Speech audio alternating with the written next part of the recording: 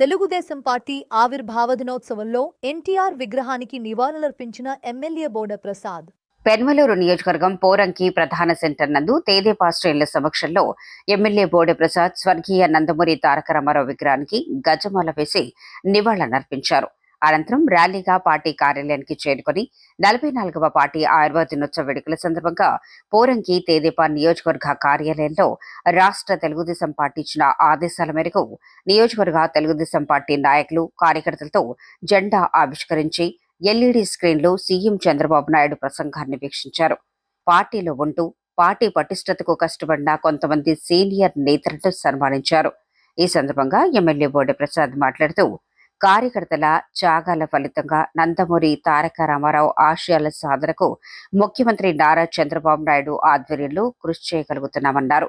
2024 కూటమి ప్రభుత్వం అధికారంలోకి రావడంతో ముఖ్యమంత్రి నారా చంద్రబాబు నాయుడు, ఉప ముఖ్యమంత్రి పవన్ కళ్యాణ్ నేతృత్వంలో ఆర్థిక పరిస్థితి మెరుగుపరుస్తూ ప్రజలందరికీ సంక్షేమం, అభివృద్ధి అందిస్తూ అమరావతి రాజధాని నిర్మాణం, పోలవరం నిర్మాణం, గూగుల్ డేటా సెంటర్ వంటి సాంకేతిక పరిజ్ఞానం, ప్రభుత్వ, ప్రైవేటు రంగాల్లో లక్షలాది ఉద్యోగాల కల్పనకి కృషి చేస్తున్నారని తెలిపారు. తెలుగుదేశం పార్టీ ఆవిర్భవించి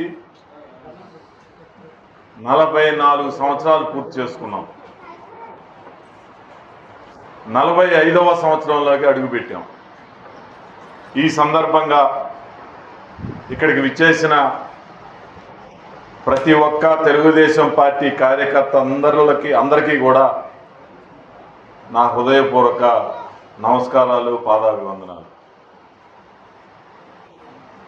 ఈరోజు మన కార్యక్రమం తెలుగుదేశం పార్టీ కార్యాలయం నుంచి ఏ నిమిషం వరకు ఎలా చేయాలి అనేది మనకి షెడ్యూల్ కూడా ఇవ్వడం జరిగింది.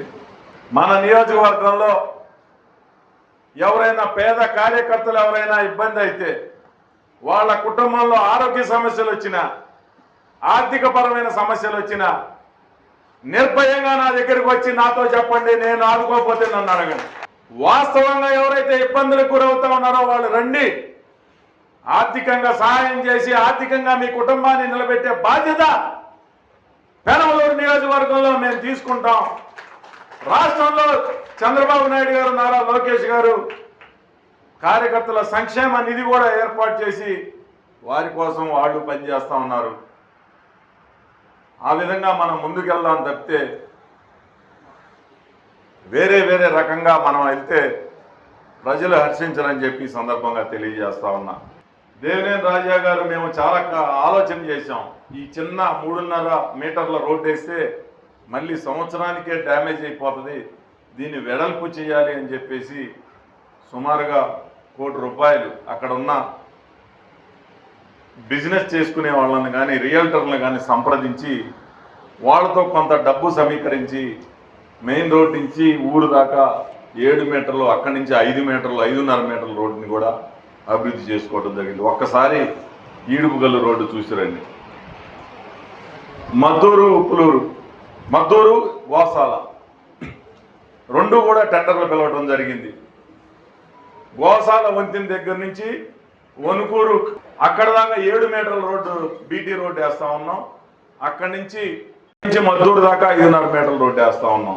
ఈరోజు తెలుగుదేశం పార్టీ స్థాపించి 44 సంవత్సరాలు పూర్తి చేసుకున్న సందర్భంగా 45వ ఆవిర్భావ దినోత్సవ సందర్భంగా అందరికీ కూడా శుభాకాంక్షలు తెలియజేస్తా ఉన్నాం.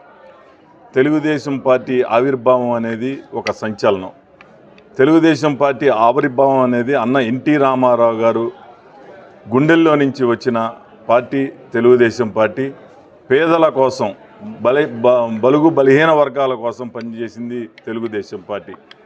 ఈరోజు తెలుగుదేశం పార్టీ స్థాపించిన సంక్షేమ పథకాలు అవ్వచ్చు, అభివృద్ధి అవ్వచ్చు, భారతదేశానికే ఒక స్ఫూర్తిగా నిలబడి ఈ రోజుకి కూడా పెన్షన్ కానీ, పక్కా గృహాలు కానీ, ₹2 కిలో బియ్యం కానీ ఇవన్నీ కూడా మన రాష్ట్రంలో తెలుగుదేశం పార్టీ ఈ సంక్షేమ పథకాలు ప్రవేశపెట్టిన తర్వాత ఇవి భారతదేశానికి స్ఫూర్తిగా నిలబడ్డాయి.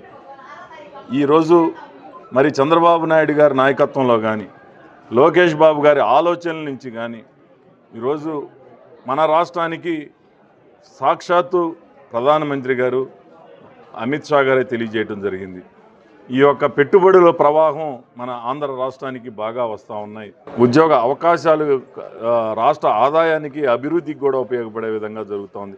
ఇది కేవలం తెలుగుదేశం పార్టీ వల్లనే సాధ్యమవుతుందని చెప్పి ఈరోజు తెలుగుదేశం పార్టీ కార్యకర్తలు ఎవరైతే పార్టీ స్థాపించిన దగ్గర నుంచి ఉన్నారో వాళ్ళందరినీ కూడా సన్మానించుకోవటం, భవిష్యత్తు ఏ విధంగా మనం ముందుకెళ్లాలనే దాని మీద ప్రణాళికలు రూపొందించుకోవడం ఈ యొక్క కార్యక్రమం ముఖ్య ఉద్దేశం ఈ సందర్భంగా తెలియజేస్తాం.